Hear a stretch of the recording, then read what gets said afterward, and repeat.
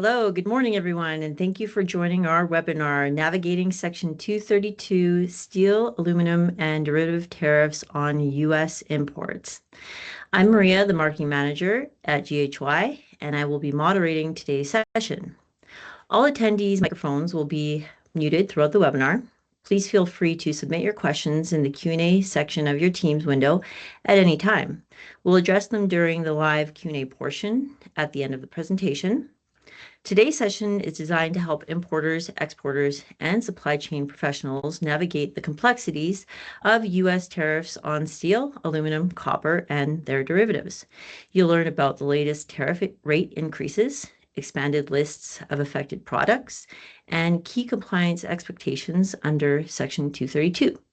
Our presenters will also cover documentation and reporting for expectations under 232, country of origin, smelt, cast, and valuation of metals, along with strategies for risk mitigation, duty defense, and managing the unintended consequences of increased duty payouts.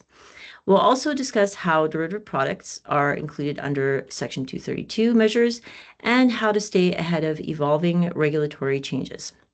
So our presenters today are Corey Korpaknicki, Director of our U.S. Client Services, a 30-year veteran of the customs broker industry and a licensed U.S. customs broker. Deanne McMahon, our U.S. Senior Trade Services Analyst, a licensed customs broker, certified customs specialist, and certified export specialist with extensive experience in international trade and compliance. So without further delay, let's get started. Corey and Deanne, over to you.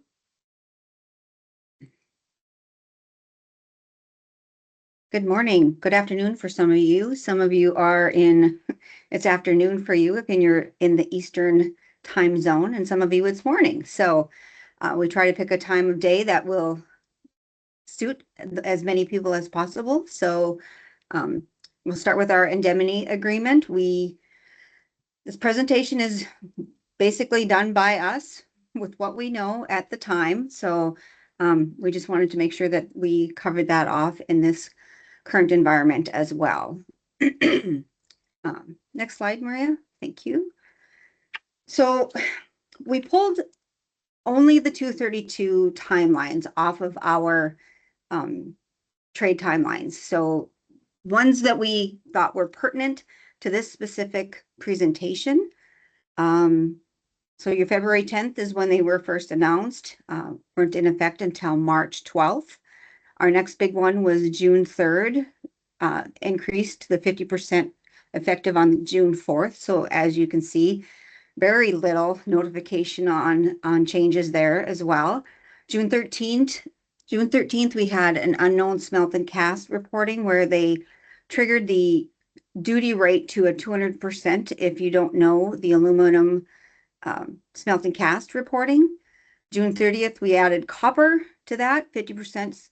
That was effective on August 1st, so a little bit more notice on the copper.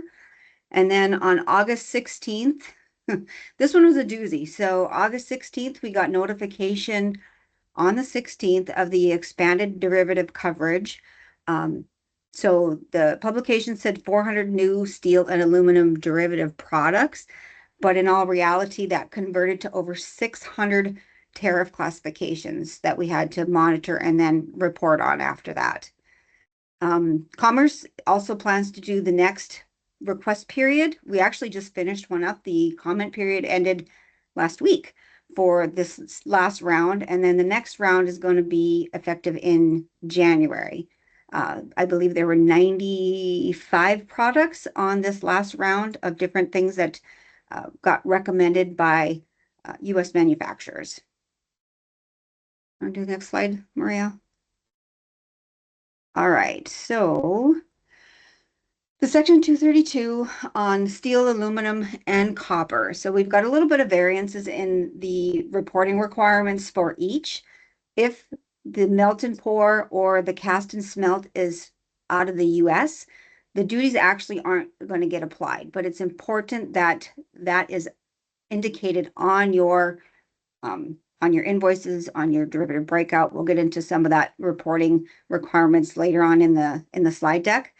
Copper requirements, currently there's no mechanism for us to report any sort of mining sources. So right now there's no carve out for any US origin mining for copper. Next slide. So our application for the duties for the derivatives are solely based on the metal content. Effective in June, that came into effect.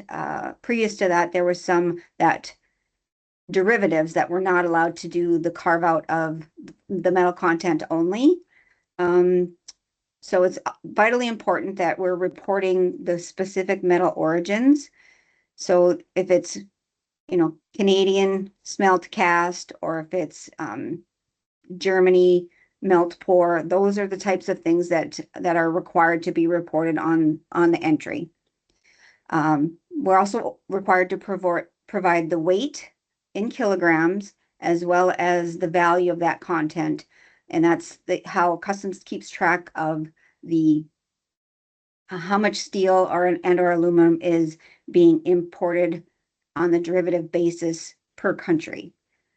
Duty consequences of missing data could result in increased duty liability, could result in, definitely if it's aluminum, would result in the 200% applicability of the tariff on that value.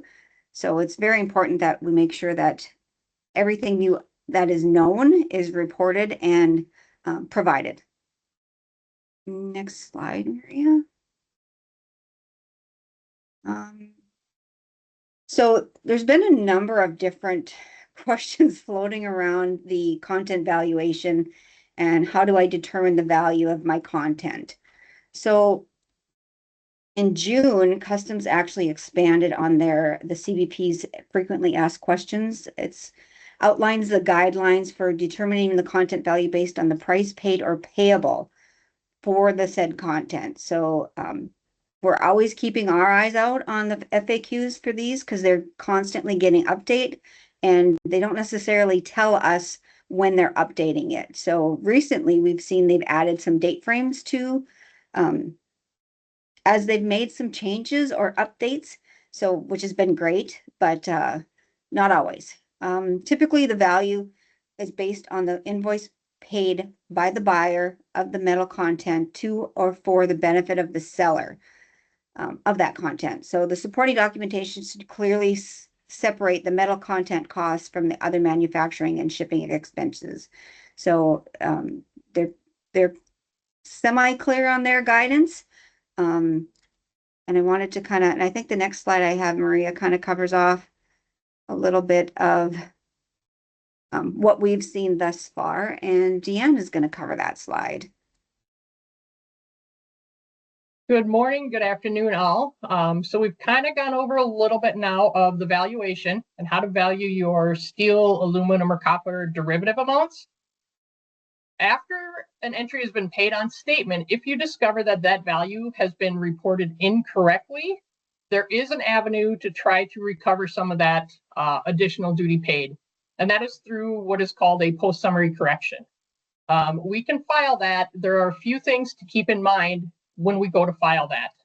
You have to please keep in mind that CBP scrutinizes these requests carefully before approving the request.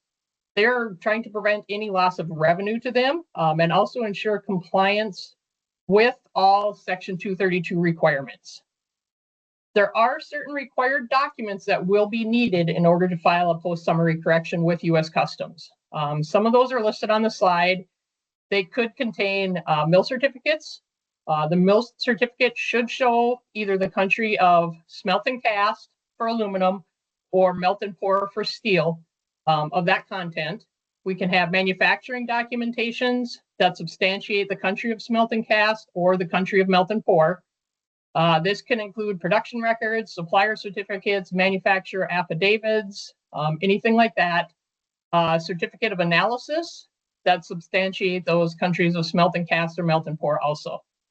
Along with that, the supporting evidence that we would need would be things like brochures, pamphlets, technical specifications, descriptive literature, anything that's going to show and substantiate the value of steel and aluminum on it. We would also require, along with these, the derivative breakdown that we will cover off later in this. So the derivative breakdown, when we do that, we do need to make sure that that form is filled out completely and accurately. Want to make sure the values align, so the values match the line values. Want to make sure the invoice numbers are correct on there, tariff codes are on the form, and all information like that. Please, please, please keep in mind one important thing to note, as Corey mentioned earlier, that it was June 4th of this year when the derivatives came in effect. Prior to June 4th, so from March 12th, when Section 232 reporting started, to June 4th, when derivatives came in effect, the tariff was actually applicable to 100% of the value of the goods in Chapter 73 for steel and Chapter 76 for aluminum. So post-summary corrections are not available to break out the content value in that time frame. Next slide, please, Maria. We have received some CBP Form 28s, which is a request for information from U.S. Customs on some of the derivatives that we have. We, of course, get the standard boxes checked on those, which is B and C, and that's breakdown, descriptive literature, breakdown of components. They also have asked for valuation process explanations. So they want a detailed explanation of how you came to the value of the steel, aluminum, or copper in your product. And that's including the steel value plus the non-content value. They ask for bill of materials. The bill of materials must be the bill of materials of the finished good, and it should include, or it must include the tariff, the value, and the country of origin of all inputs into that finished good. They've asked for raw material purchase evidence to show that the purchase price paid for that steel, aluminum, or copper that went into that imported item. They've asked for production cost breakdowns, so a comprehensive breakdown of all production costs. So separate out the material costs, labor, overhead, manufacturing expenses, things like that. And again, the product documentation. So photographs, technical drawings, brochures, pamphlets, anything like that, that will substantiate what we are asking for, or what the content breakdown has been on that entry. So again, you must be able to provide that, and must be able to provide the comprehensive and all complete documentation to substantiate your value determination for the derivative items. Yeah, and that sounds pretty similar to what we were seeing when we get the USMCA verifications too, right? So it's a lot of that same details, a little bit deeper into content. It but is. For the most part, a lot of it is pretty similar. Yep, absolutely. It's very similar, except now they just want to substantiate that steel and aluminum content. So they want to make sure on how it's been determined on the entry.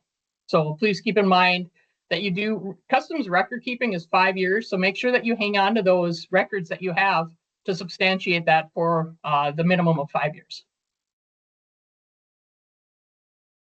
All right. Non-compliance consequences, which is not a slide anybody really wants to talk about, but something that we've really seen progress over each of the presidential proclamations that are, each one gets a little bit more strict, I guess you could say.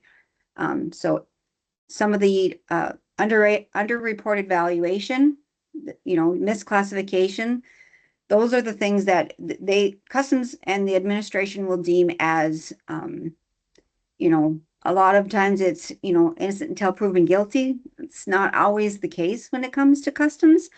So they, when it comes to those penalties, they go fraud first and then back off from there. So it's important that like Deanne said, we're documenting everything that we need in order to prove our case. So, how are we establishing reasonable care? How are we making sure that we have what we need? If customs does ask, we've got everything in our electronic file cabinet, I guess you would say, and now in these times to be able to provide them with what we want. So the other thing that we've seen is in the last probably 6 to 8 months, we've seen a strong movement from customs, from trade facilitation to trade enforcement. So, when we used to, the conferences we would go to and we'd have customs speaking, the one we went to in April they were very strong on enforcement language. So they weren't really in that. I mean, they still facilitate trade, but it's not part of their language anymore. Their language is more geared towards enforcement and making sure that the trade is doing what is required of them to be able to accurately pay the correct duties, provide the proper documentation. It's all protecting the revenue, like Deanne said on the previous slide. So next slide, Maria. All right. Okay, so as most of you know, we started out with the IEEPA fentanyl, IEEPA reciprocal tariff trade action that started earlier than the Section 232 on the steel and aluminum. So in April, the president signed an executive order that eliminates the duplicative stacking or overlapping of the tariffs. So it was kind of a, oops, we didn't mean to charge you 35% plus 25% plus. So with that, it came the requirement for us to kind of look to see how it should be stacked and what overrides what. So when the automotive parts came into play, that automotive products will trump I'm not saying trump to be funny, will override the Section 232 aluminum steel content. I had that written in my notes not to say that word, but I'm sorry. It was an accident, I promise. So the auto parts is the first one we take into consideration. If the product is covered under that provision, that is the first provision. So if it is there, it's not subject to the steel and aluminum 232. It's not subject to the reciprocal tariffs or the IEEPA tariffs. And then the next place down we go is it's subject to the Section 232 aluminum and or steel content. So if it is subject to that steel content rule or the aluminum content, then your reciprocal, your Brazil, your Canada, Mexico, IEEPA tariffs don't apply on that content value. And then the same applies for Section 232 copper content. If it's not aluminum or steel content and the tariff is flagged for copper content, that's the next thing that we go down. And I believe the thing that we need to keep in mind is the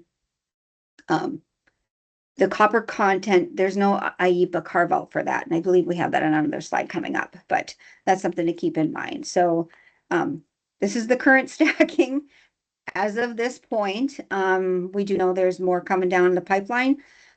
So the likelihood of this changing is pretty high, but the likelihood of it stacking on top of other trade actions, I think that the administration's learned that's not the intent of monitoring the imports and stacking tariff upon tariff upon tariff in order to be able to import your product. So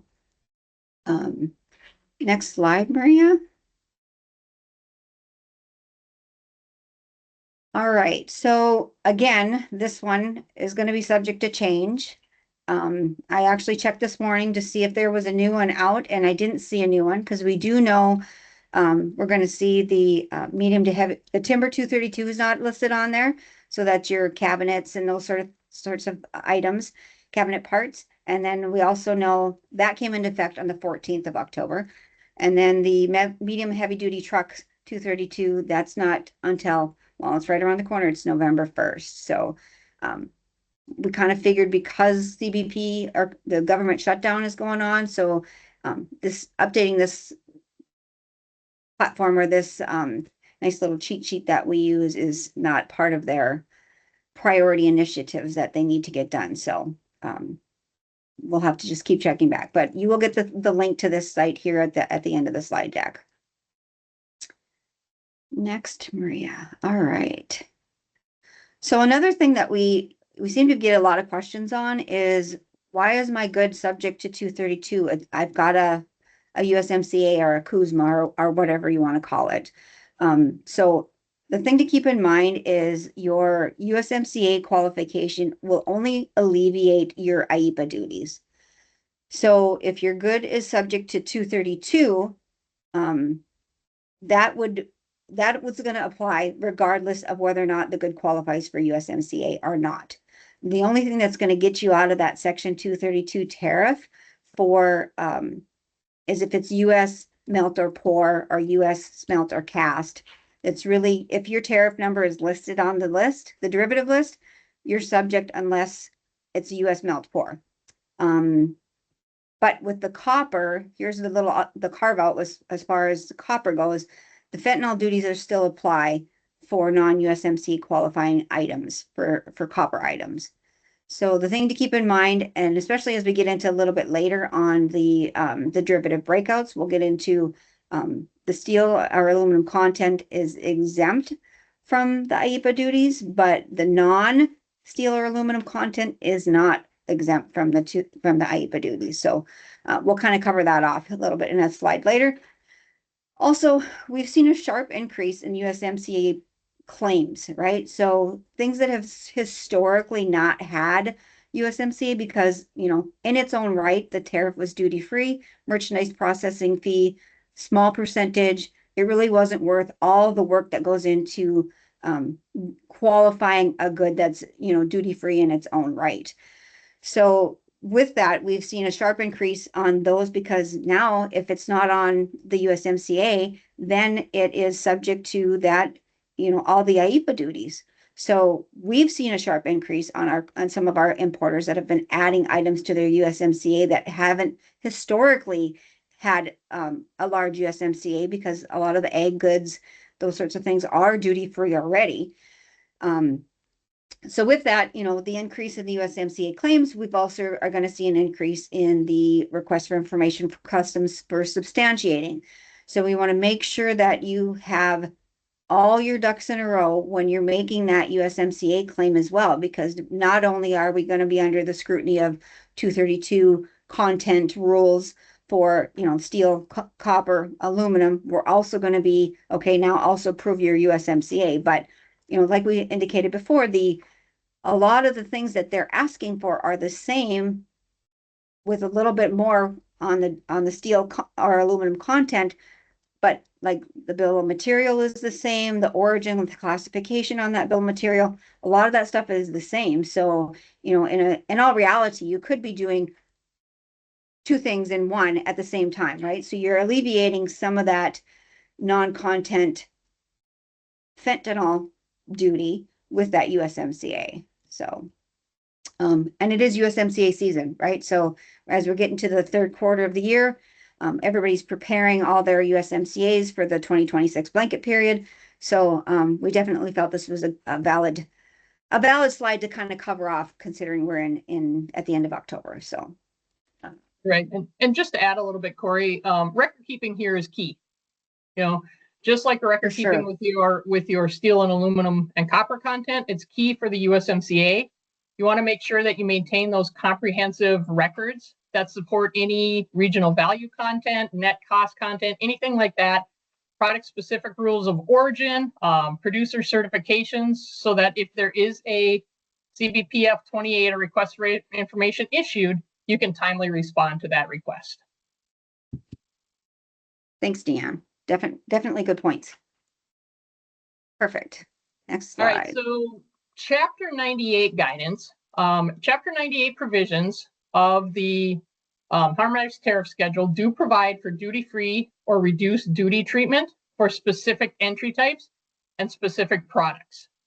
The application of the 232 duties to Chapter 98 depends on whether the provision grants the complete duty-free treatment or only reduces the duties on certain components. The facts page, which we will give you a link at the end of the presentation, updated as of June 26th of this year, states that Section 232 steel and aluminum duties are only due on entries for consumption. The applicability varies by the specific Chapter 98 subheading.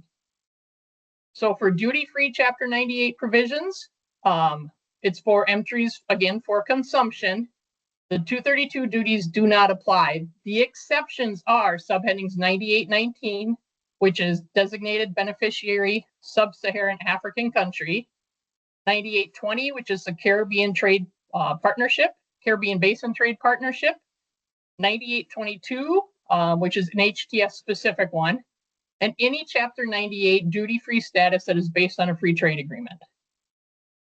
Partial duty provisions assessed on entries for consumption include 9802, 0040, 0050, 60, and 0080.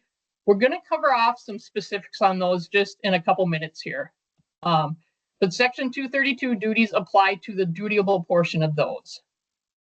There is a special rule under 9802, 0060 that duties are assessed on the entire value of the article, not just the value of the repair or processing. You have to report the country where the repair, alteration, or processing was performed. So 9802, 0060 is any article of metal that was manufactured in the US if exported for further processing outside the US and returned to the US for further processing again. All right, so many of the other Chapter 98 tariff codes will require additional forms or information in order for us to be able to use them. For instance, Chapter 9801, which is US goods returned, we will require a US declaration form for US goods. If it is foreign origin and you'd like to use 9801, the foreign goods have to have been exported from the US within 3 years, and we will require a declaration of the foreign shipper, a declaration of owner, and what used to be the B3 or the CAD package, or proof of export from the US within that 3 years. Anything under 9813, which is temporary import bond or TIB, it must meet all regulations in order to be used. So no consumables can be on that entry. 100% of the items that are imported under a temporary import bond must be exported. And we will require a statement of use at the time of entry. We will also require all steel and aluminum information, as that has to be reported in case the temporary import bond is not re-exported or there's a penalty issued, because that will be factored into the duties allowed. Post-summary corrections are not allowed to change a consumption entry into a temporary import bond entry after the entry is paid on statement. So all that information will be required at time of entry. The other common Chapter 98 tariff that we see right now is 9817, which is an ag use exemption. This, again, must be made at time of entry. And we will require a valid end use statement for that. The valid end use statement must be made by persons with knowledge of the end use. It has to list the specific parts and the end user. Again, no post-summary correction is allowed. It has to be made at time of entry. Dan, I feel we could do a whole webinar just on Chapter 98, to be honest. Oh, I agree. There's a lot of rules, and yep. Definitely, some of it is definitely worth the time and effort that goes into doing all the research and the record keeping, you know, especially when it comes to some of these 232s, 50%, that's a lot. So can we use it? Can't we use it? When and what are the situations, right? So definitely up to interpretation a little bit, depending on your specific situation, for sure. Yeah, and absolutely. If you have questions, please reach out to your GHY team. Again, with like 9817, there's a lot of, there's a whole list of products that do not qualify for that ag use exemption. So we want to make sure all bases are covered prior to using it. So definitely. Okay. All right, drawback eligibility. Each specific Section 232 additional duty that has been announced, it has specifically stated that duty drawback is not available. What duty drawback is it allows importers to recover parts of certain duties that are paid on goods and that are subsequently exported or used in manufacturing. However, again, Drawback is not allowed on the Section 232 steel aluminum tariffs. It is not allowed on the auto parts tariffs. It is not allowed on the copper tariffs or the fentanyl duties that have been assessed on Canada, Mexico, and China. They are explicitly excluded from drawback recovery. Drawback is available on the IEEPA reciprocal tariffs, on the retaliatory duties from Brazil, and from the Russian oil tariffs that have been imposed on India. So drawback claims on those, on the specific IEEPA related tariffs, if the goods are re-exported or incorporated into exported products, can be claimed if you're once you are following the standard drawback procedures. Okay, next slide, please, Maria. Just one thing I want to mention on drawback too, and what we've seen on drawback, there's a lot of pre-work to do if you're looking at doing drawback, right? So it requires a bond writer, and jump in, Dan, here I'm sure because you know more about it than I do. So it requires a rider on your bond for drawback. It requires a fairly substantial duty recovery, is what we found in the 6 digits. Does that sound about right, Dan? Yep, in the 6 digits, in order to make it worthwhile to file the drawback claim. Yeah, because it's very intense, and it's very heavily data driven, I guess is probably a good word for it. And customs will ask to substantiate both the import and the export of the goods. Oh yeah, and they don't want to give back money, period. So they're going to do everything they can to be able to hang on to that money. So once they have it, they're going to make you jump through a pile of hoops in order to get it back.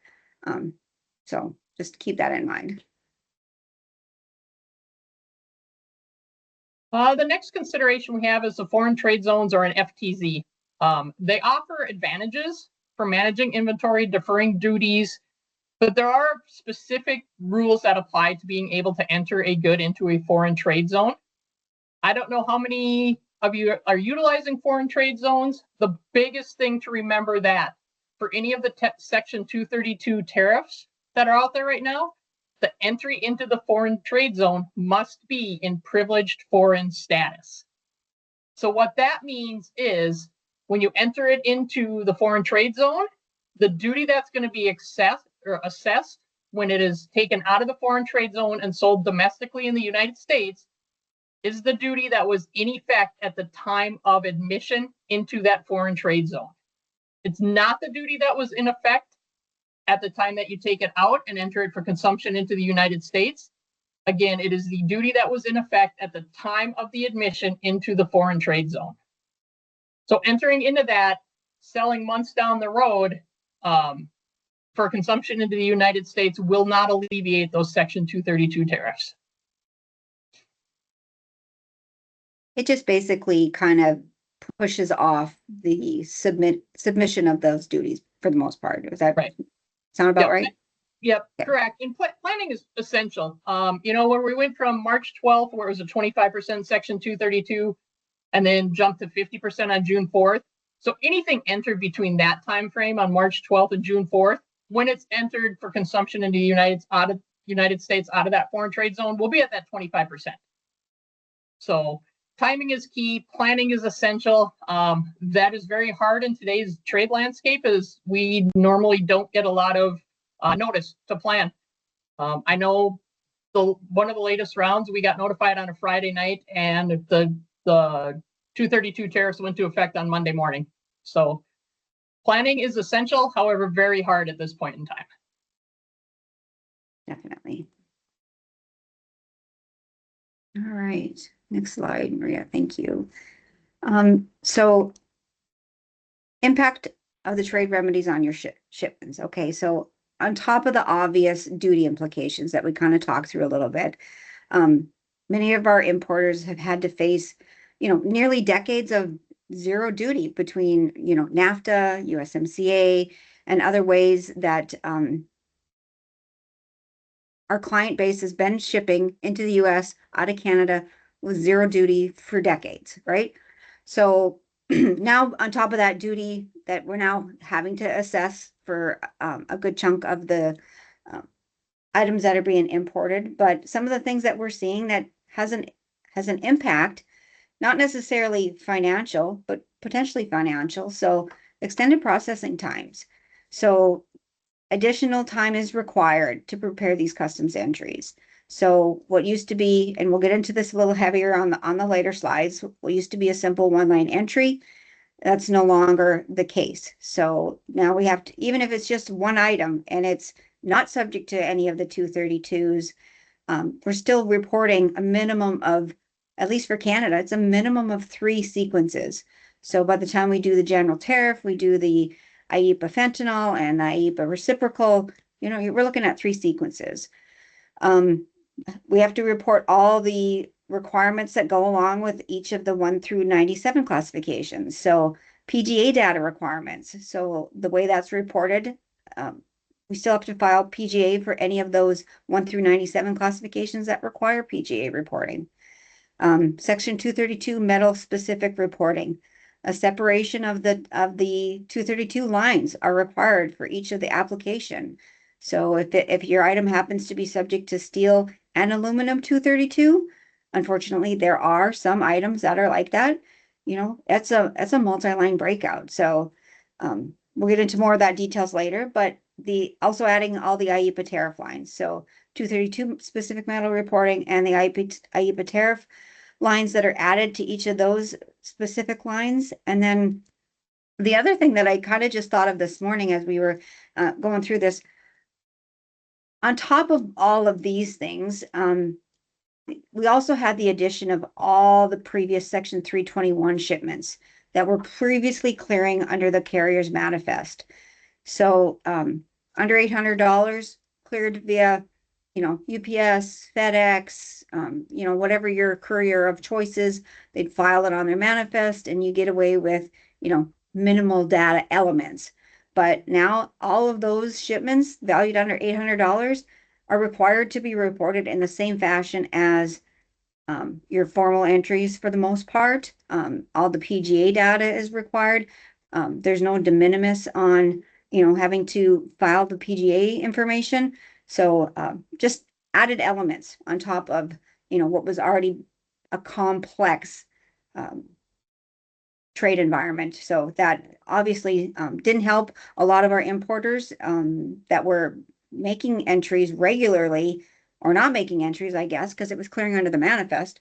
And now they're being required to, okay, what's the full 10 digits? Do you have a steel breakout? Do you have, because if that's not provided on some of those things, then you end up getting stuck with 50% of the entire value because, we're not given anything telling us otherwise. So that's kind of the way that works. I think we're going to get into more of that here on a later slide as well. Next slide, Maria. Common errors on shipment paperwork. So this is something that we do see now, right? So missing derivative form. So sometimes our importer says, well, I prepared it, I handed it over to the carrier. Well, if the carrier doesn't further that on to your broker wouldn't necessarily know if there should be a breakout of the aluminum tariff, or only, $2 of that $80 product is steel and or aluminum, or, it doesn't actually contain steel or aluminum, because with the new derivative list, there was a lot of tariffs added that you wouldn't necessarily think about, right? So that, one of the issues. The other one is math is not mathing. So the value content and the non-value content doesn't match the invoice line. So, what are we to do with that sort of thing? We really have no way to know what to apply or what not to apply. Goods classifiable in Chapter 73 for steel or Chapter 76 for aluminum. So those chapters are specifically covering articles of steel, articles of aluminum. And and the invoice says it contains no aluminum. Doesn't quite make sense for us, right? Doesn't contain steel, and it's classifiable in Chapter 73. So, those sorts of things kind of keep an eye on. If you've got something classified in either of those chapters, maybe it belongs somewhere else if it doesn't contain any of that content material.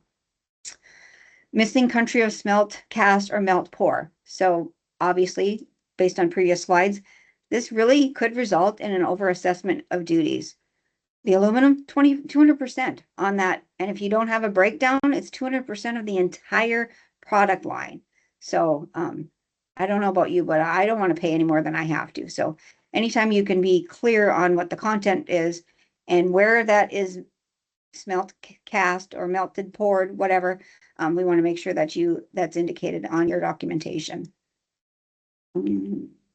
These are also common errors that we see if you have determined that the value was incorrectly assessed.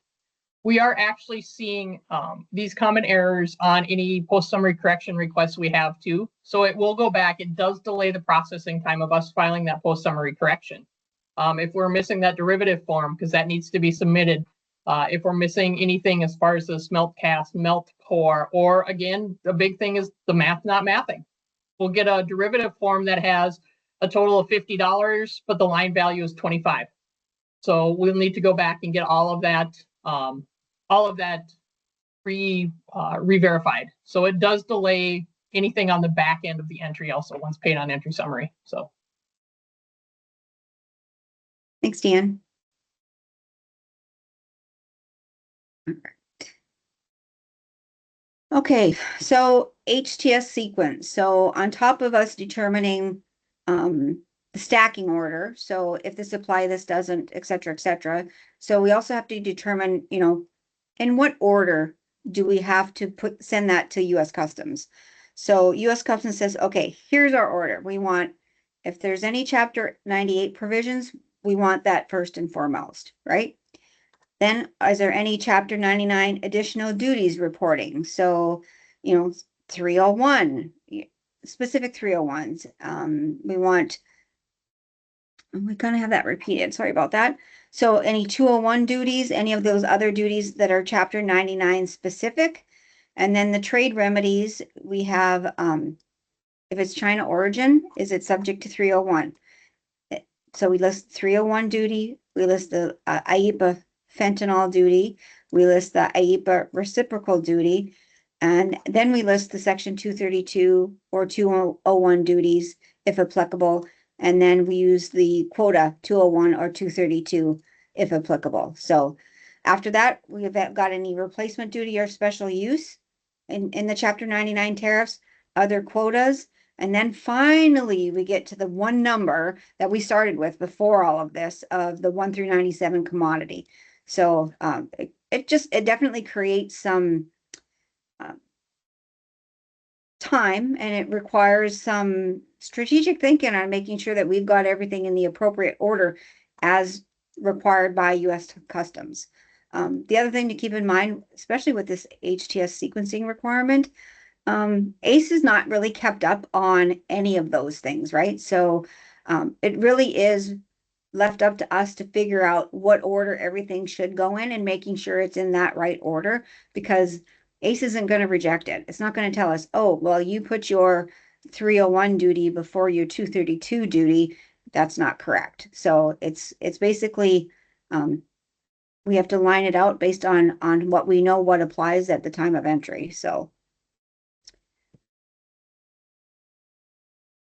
All right, next slide.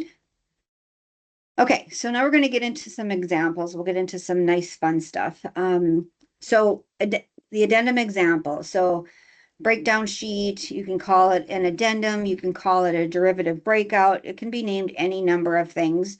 But basically what we need is the information in a way that we can easily read it, and then take that information and apply it into your customs entry.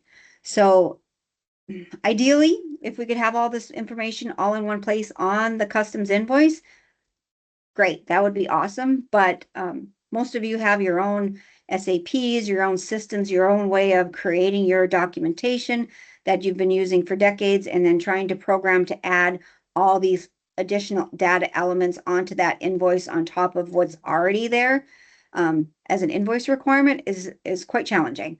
So If you can add it to your invoice, most brokers would prefer it to be on an invoice because it makes it easier and we're not having to go back and forth with multiple documentations. And as outlined in one of the previous slides, the errors are, it's missing. I prepared it, but the carrier didn't send it, so my broker didn't get it, type of thing. So we do see that. So if you can provide it, or another thing that we also recommend when it comes to if you're using an addendum or a breakdown sheet is putting something on your invoice that tells somebody to look for it, right? So, steel aluminum breakout as per attached addendum, something to that effect, so that, when we see that it's missing, then we know to ask for it in most situations. So, but yeah, this kind of covers off, the lot. How do we marry this up to your invoice? So your invoice line, the reference number, what's the general HTS tariff code? Some of the things that we find is we will get a breakout of steel and aluminum, but the product actually only is subject to aluminum, but we still get the steel content breakout. So that definitely puts a little wrench, because now we have to figure out, okay, now we have to go to the tariff, look up the tariff and figure out, why is this rejecting? Because I'm putting steel and it's actually not subject to steel. And again, ACE will reject it for that, but a lot of the systems aren't in a position to reject for, here's your tariff, it only needs aluminum but doesn't need steel, or vice versa. So yeah, so does the item contain steel? Yes or no? What is the steel content? What's the melt and pour, right? Does it contain aluminum? What's the aluminum content value? What's the weight? What's the smelt cast, the primary, the secondary? All that information is required. And then what's the non-content value? So by including the non-content value, because if this item actually requires steel reporting, aluminum reporting, and the non-content reporting, and it actually ends up being 3 tariff lines. We'll get into that more, so we'll scare you a little bit more later on what that looks like. But definitely important to have it all filled out and complete as possible. Just makes it simpler for everybody down the road. So, all right. Next slide, Maria. All right, section 232, content reporting. So this is where I kind of got into a little bit of its multiple lines. So if you have a derivative and it has non-content as well as content. So the non-content, we don't want to pay section 232 on, so we want to make sure that that non-content value is completed in your derivative form and or your invoice. So any of the non-content line, we have to report. The thing to keep in mind here is the non-content line would still be subject to the IEEPA, fentanyl, IEEPA, reciprocal, and the other tariffs, depending on if it's not in the stacking exclusion, right? Also on that line, we're still having to report anti-dumping countervailing duty. That's still required. And then on the second line, which is going to be your content line. So that's you're still got your same, 9903 reporting requirements. You still have to do, put the kilograms of the steel and or aluminum content, as well as the country of smelt, cast, melt, pour within that line.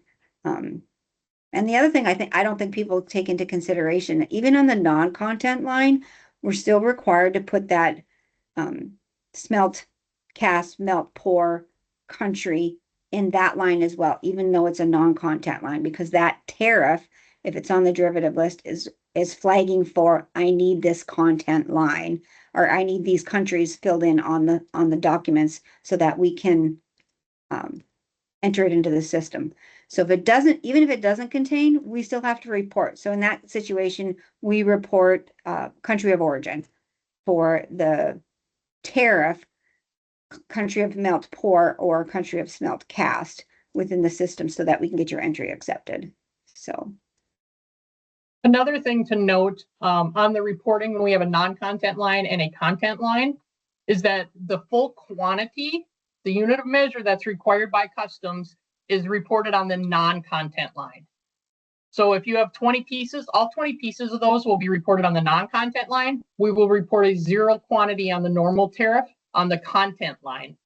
And the reason we do that is if we reported that a second time, it would skew the results for customs. It would look like there's actually 40 pieces. So any of you that do review your entries, you will see a zero tariff or a zero quantity on that for the unit of measure that's required for that specific tariff number on the content lines. Yeah, and something else that I just thought of too as we were going through this slide is we've seen a lot of census warnings because your content line and your non-content line, because the values get skewed based off of having to split them into multiple lines. Census warnings has been huge for us of trying to overcome how do we get rid of these census warnings when we know it's the value's too low for that tariff, but like we aren't really giving, we have to override it because we aren't giving any alternative on how we're required to report. So, but yeah, definitely good comments, Dan. Thank you. Okay, we'll plug on to the next one. So copper section 232, a little bit different on how they initiated the copper one. So they actually gave us our own tariff line that covers the non-content goods. So kind of wish they maybe would have done that for the steel and aluminum. Well, there's a lot of things I wish they would have done in that first iteration. Still hoping that they'll go back and maybe do some rethinking or fixing of some of those things that we learned as we go, right? In the trade, I think customs as well has learned as they went on how do we make this easier to identify down the road. So with the copper is one of the things. So they got two different headings. So if it doesn't contain copper, you use the 7802. If it contains copper, you use the 7801. And then if it's a derivative, you report the content value on the 01 and the non-content value on the 02. So yeah, so we came a long ways, kind of. All right, next slide, Maria. Oofda. Okay, we're getting to the top of the hour. So this is, I'm not going to go through these verbatim, but just kind of some of the examples of what we've seen for reporting, right? So as we outlined in previous slides, what we used to do is one line, easy peasy. We can float through that relatively quickly. You can do that in a couple minutes, and that entry is on its way down the road. So now that single line entry actually ends up being, because it's subject to a 232 derivative, it's now required to be broken out into two separate lines. So the top line is your non-steel content line, and your bottom line, and I think it's steel. Yeah, it is steel. And your bottom line is your steel content line, where you see the kilograms reported on the right-hand side there as 87.86 kilograms, and your zero reporting quantity for the 1 through 97. Yeah, so it's pretty simple to not so simple anymore. Want to go to the next slide, Maria? Okay, so as we get into, and we alluded on the previous slides, China origin goods with steel and aluminum derivatives that are present, more complexity. So what we used to do, we were doing the section 301. We've been doing that for, well, since his first administration. Not too difficult. We're kind of used to that one. But now we add into these section 232 after that implementation. Now we're having to report the breakout of the content of the value for the actual steel content and then the non-steel content, and repeating those tariffs on there in order to be able to be assessed the proper duty against both. So a little bit of complexity there. Definitely a lot more lineage than we're used to. Definitely a lot more lineage than you're used to having to try and determine, is it correct, is it not correct, and how do I add those together? Next slide. Okay, so I just had to pull a crazy one because this was one of the biggest ones that we'd had to deal with for reporting. So, we took the stacking and we went through all the reporting requirements. So in the first automotive and auto parts 232, the tariff number is listed, but this specific item is not for passenger or light truck. So it didn't apply to the section 232 auto and auto parts. So then it did apply to the section 232 aluminum and or steel declaration, and I believe this one is steel. Nope, it's aluminum. So yeah, so what we end up having to do in here is we've got to break out the non-aluminum content and all the lines that go with that, and then the aluminum content and all the lines that go with that. So the other thing, which now we know is going to take effect on November 1st. So on Saturday, this specific product, because it is for a heavy duty truck or medium duty truck, is now going to be subject to the section 232 for 25% against the entire value. So from Saturday on, we won't have to do all this breakout, but it's going to be assessed 25% of the entire value. So less lineage, less breakout, but yeah, 25% against the whole value. I don't know that's going to be that necessarily a good thing for our client in this regard. So, all right. GHY references and tools. So there's a number of links here that can help you with. One of the things that I talked about in the beginning is the GHY tariff tracker. So I had pulled out just the ones that are specific to our topic of the day that will cover that, but pretty much everything, as new things come out, it's in this tariff tracker, and it gives you the sequence of the proclamation, as well as the effective dates, how it's applied, who it's applied, and a link to our trade lines for that specific trade remedy. And then within those is always the links to the government publications. So those are some of our biggest, that's one of our biggest hits. Also the GHY trade updates. So if you aren't signed up for that, I would also recommend it. But my guess is that's how you all ended up here. What do we got left?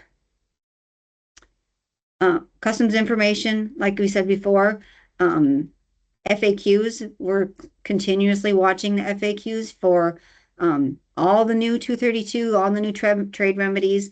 The other thing we also have is when things aren't clear, Customs has created this inbox that is trade remedy at cbep.dhs.gov. And that's where they want you to send your questions. That's how questions get on the FAQs, is the more questions about a specific topic, that's when it gets added into that FAQ realm.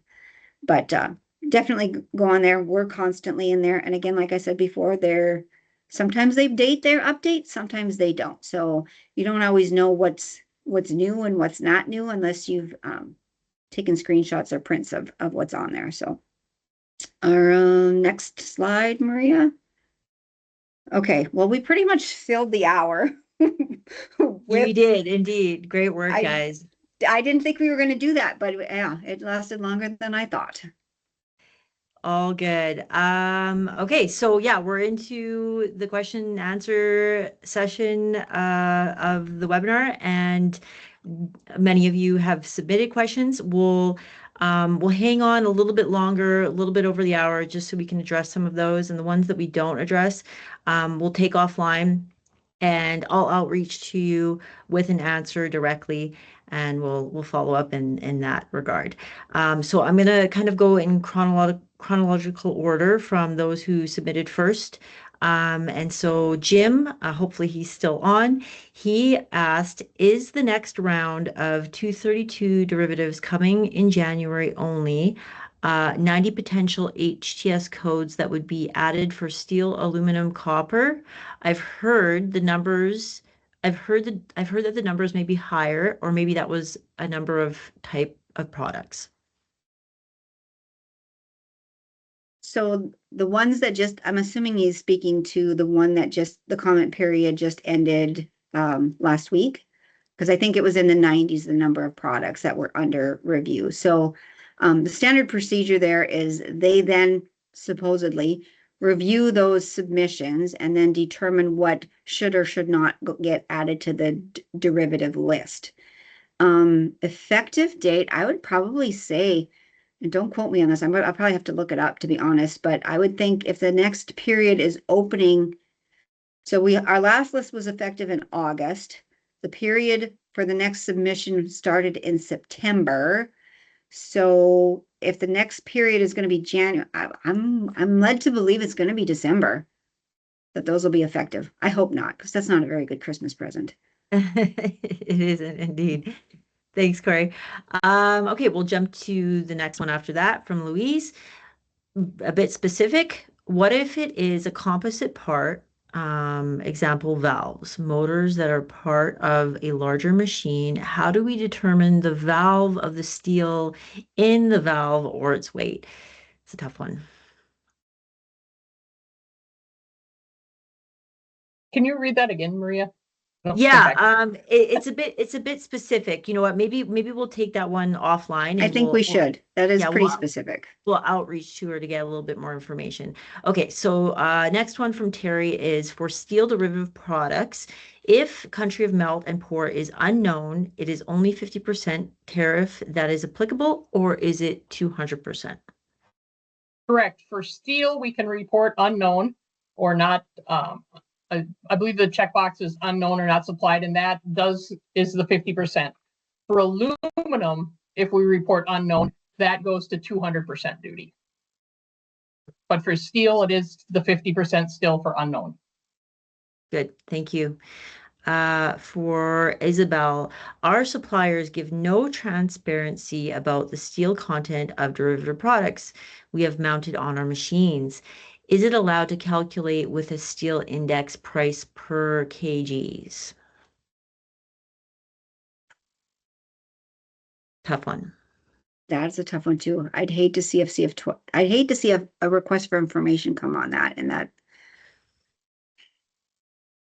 Yeah, honestly, I would send those sorts of questions. I'd send to the trade remedies, or a binding ruling. Honestly, we're also perusing the cross ruling site too to see are there any rulings out there, right? Because we really want some more specific guidelines on how do I, determine, and we really haven't gotten a lot of guidance on that as of yet. So if you have the means to do a binding ruling, I would suggest it, because the more people that send in those, the more resources we have on how do we determine it later, or how does the rest of the trade community determine it?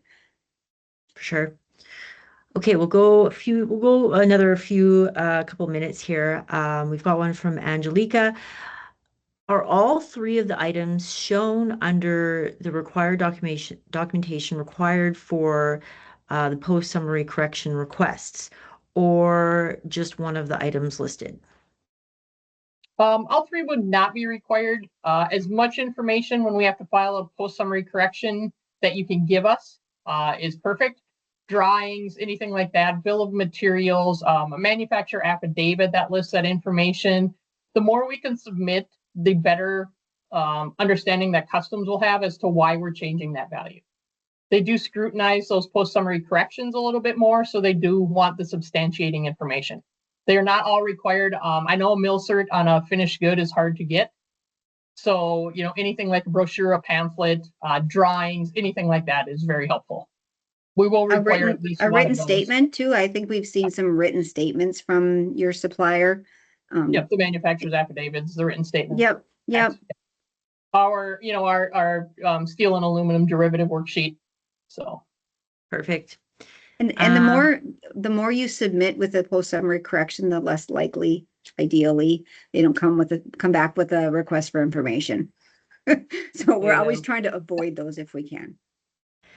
Absolutely. Okay, from Danielle here. Can you confirm if an item country of origin is US, exported from the US, and then re-imported to the US as a sale or attached to an assembly, the country of origin US item would then not be exposed to 232, even if the material to make it was non-US, because the assumption would be that any country of origin US item would have already had applicable 232 tariff paid when that material came in to the US.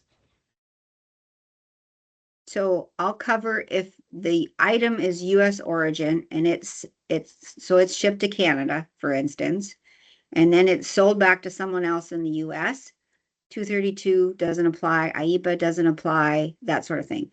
The hard part is when you take that US manufactured item and you add it into your assembly, and that assembly is then subject to a derivative breakout, unless the steel and or aluminum is US, you really don't, that doesn't save you from 232, right? Because the whole product is subject to 232. So the only saving grace, for instance, for that would be as if the melt and pour is of US origin, right? Otherwise, if it's made in the US and then it's then added to your assembly and then shipped back that is on the derivative list, yeah, you're kind of stuck. Mm-hmm.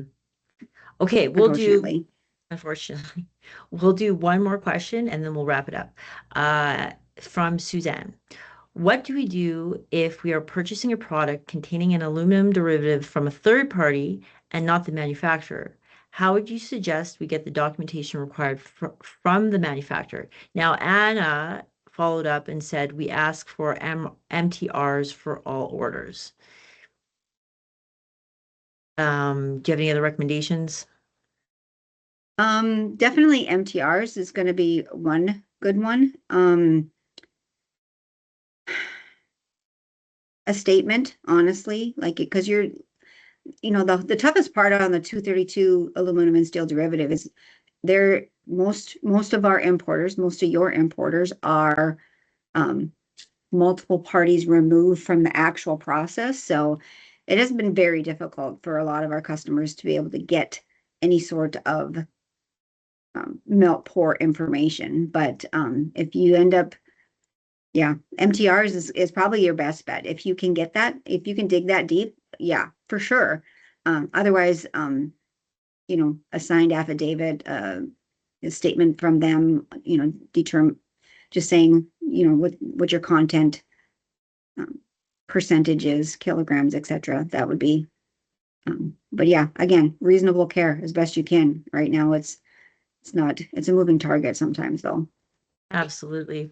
Okay, we will wrap it up here. And again, I'm going to be following up with an email sometime this afternoon, and it'll have access to the recording, the slide deck, and all those resource links. So if you have any other further questions or would like to speak directly with us, you can simply reach out to us using that contact information provided in the email, and we'll be happy to connect. So again, thank you all for attending. A special thank you to Corey and Deanne for sharing their insight and expertise to help us better understand this evolving landscape of Section 232 tariffs and compliance strategies. On that note, we will sign off here, wishing everyone a great afternoon, and thanks again for attending. Thanks, everybody. Have a great day.